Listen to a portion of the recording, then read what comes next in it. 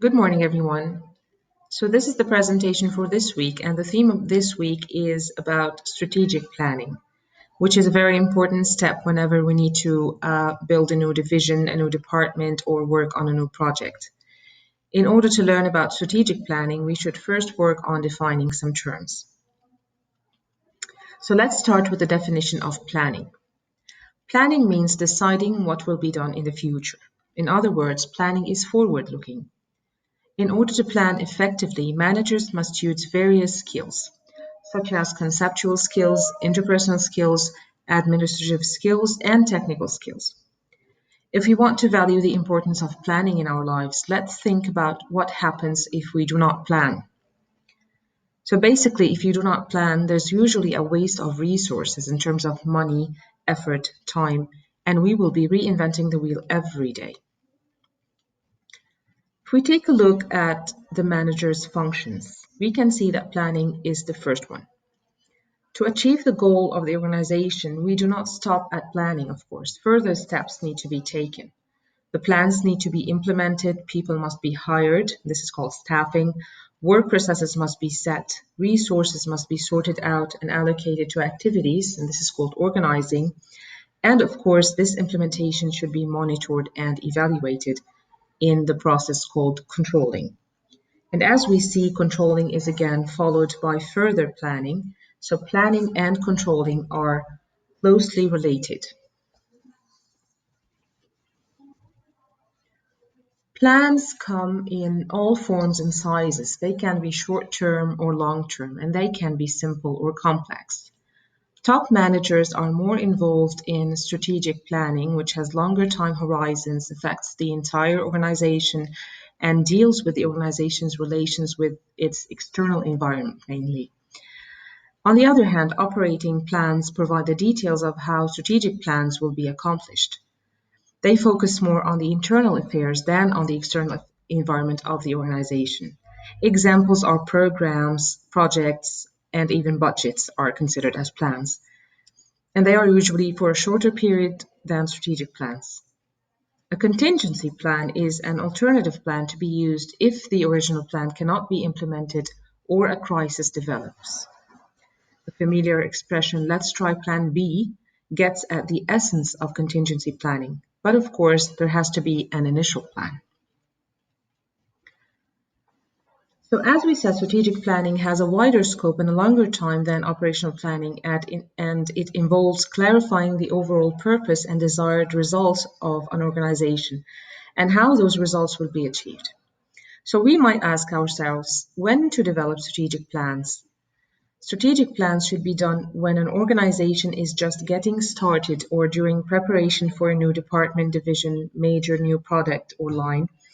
And of course, it is the responsibility of the top management of the organization. The main elements of strategic planning include formulating a vision, a mission statement, goals, or if you like to call them objectives, and strategies, which is about how things will be done. All these elements should be done in harmony with each other. Some managers add value statements, some add key performance indicators for the goals, and this is quite flexible, provided that the plan is clear, its elements are well formulated, and representative of the organization. So the vision is the first element of the strategic plan, and it is some sort of an idealized picture of the organization in the future. It is how I see my organization when it is functioning and carrying out its work. It's like a snapshot in the future. It usually contains idealistic phrasing, but it should be formulated to be simple and appealing. It's usually ambitious, but it doesn't have to be sophisticated. And here we can see some examples of eminent bodies that have simple, informative visions. The mission is more realistic than the vision. It's not about an aspired image of the organization in the future, it is about the organization's purpose. It should answer the question, what do we do? We educate, we provide health services, we train, we audit.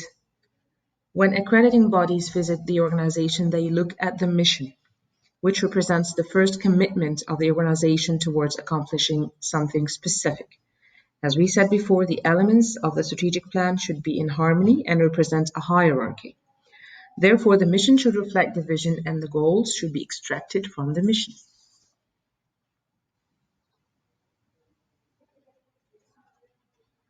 It is important in the context of strategic planning to decide on the aims that provide the desired results. After formulating your vision and mission statement, it is important to answer the question, what do I want to accomplish? Objectives serve as a stimulus for motivation and effort, and it's something that can be tangibly achieved, unlike the vision, for example. Some like to call them goals when they are broad, some others set goals and objectives, some use them interchangeably. The approaches are many, as you will see in the literature. In any organization, objectives are needed at all levels. At the strategic level, the top management formulate their objectives, then the other levels reflect these objectives in formulating their own. Thus, the objectives set at one management level reflect the objectives of the next higher operational level. This network of objectives is called a hierarchy of objectives. It's important while formulating strategic objectives to ensure that they are not too high as to mimic the mission, and also they are not too detailed as to be at the operational level. You must all have heard about SMART objectives, and I will just give you a synopsis on it. So SMART is specific, measurable or tangible, achievable, relevant to the mission, timed, and some add challenging to these criteria. In here, the C stands for challenging, which seems pretty logic because an objective is, after all, something you wish to accomplish.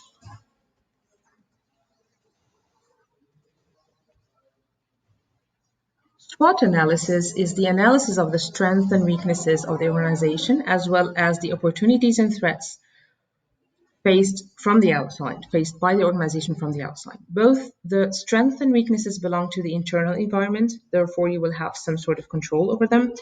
The internal environment consists of the relevant factors within the boundaries of your organization.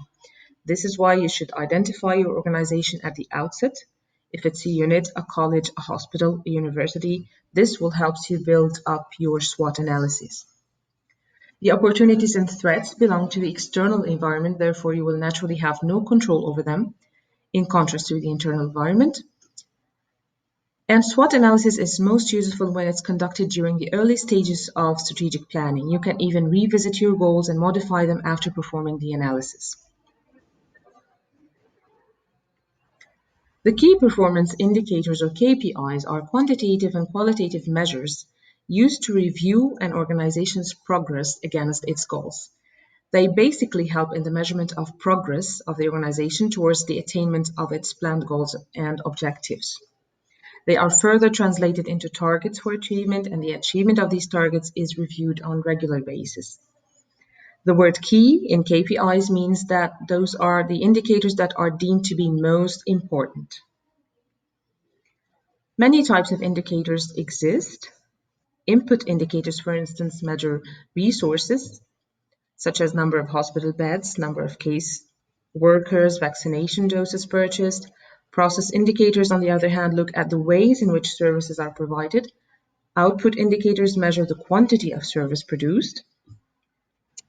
And it's important to note that not all goals contained within the strategic plan will have obvious key performance indicators. Sometimes it's very difficult to develop KPIs for some goals.